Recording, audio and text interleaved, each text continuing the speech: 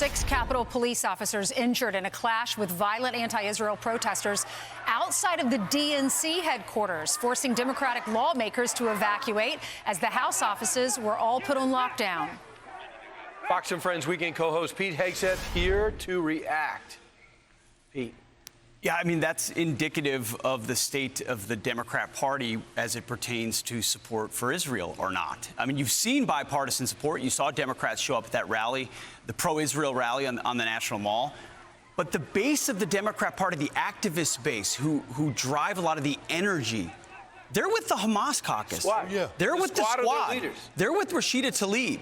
They have a totally different narrative and belief about Israel, but also about the United States of America. You don't see any American flags flying at the pro-Hamas Palestinian rally. It'll trigger them.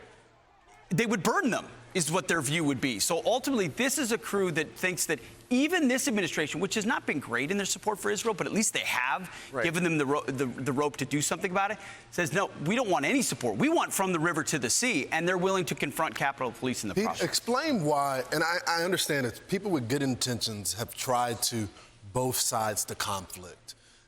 Explain why that's damaging, because the other side, they don't want peace. They don't want peace. And the people that are parading in the street, they may say the Palestinian people, but when you go deep into their organization and structure, they support Hamas. They do.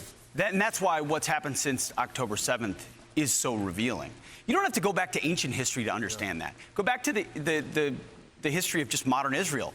Every time land has been given for peace, under the pretense of we're going to have a two-state solution or we're going to have a Palestinian Authority, that is eventually leads to a terror state on the border of Israel, because the Islamists have captured the talk on the street. We saw the same thing in Iraq and Afghanistan in multiple different contexts. But they take over and drive the narrative, and ultimately you end up having a fight. Pete, I'd be very curious to see if you took Iran out of this picture and that government ever changes and moderates, how many problems go away?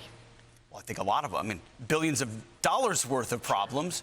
And that's why I've said from the beginning, I think this is a moment for the Israeli government, not the U.S. government, the Israeli government, to take action against Iran to prevent an Iranian bomb. Because the West has said forever, we can't have Tehran, we can't have the mullahs with a nuclear shield. Imagine what this conflict would look like. Imagine what the region and the world would look like. Now, Israel's already done a lot of covert things over the years to push them back. Assassinating, you know, hacking into their facilities, damaging their centrifuges. They're going to need to do more of that, because clearly this administration's not going to, and hasn't deterred anything. Sure. Pete, yesterday when I arrived early, I went out on the streets, talked to a lot of people. They already had tickets to the Patriot Awards. Nice. There are people who have been saving their time and their money to be here tonight for the big event. That's a lot of weight on your shoulders. It's a wonderful privilege. Thank you, Steve, for reminding me of that. We met a wonderful group of ladies at dinner last night who drove from Maine. A mother and a daughter and a niece to see the show. A lot of Minnesota, by the way. I really? met a lot of them last night. Outstanding. So we got Maine, we got Minnesota, we got all over the place. And it is a celebration of America. I tell you, the producers, the crew, everything that this is a world-class award show. We've got about 100 of them. They're right down there. Give it up for Pete. What's up, guys? Show. You ready? We'll see ya.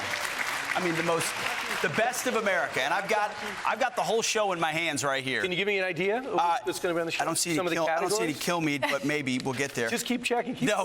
We've got an MVP award. Right. You know, most valuable Patriot, the Back the Blue, the Salute to Service. You're going to see a young Patriot award, a young kid putting his country first, and then all the way to a World War II vet. And then there's a local angle here too, guys, which is the award you're giving out. It is. That is the last award of the night. last award. It's going to rock this place. It's going to be great. We're the last to go to bed and the first to wake up. Yeah, we keep up. That was on purpose. We don't mind. We don't mind. We want to stay for the whole thing. What do you love most about it? The ability to shine the spotlight on people who never sought it, who are the backbone of our republic. If we're going to keep it, it's going to be on the shoulders of these people.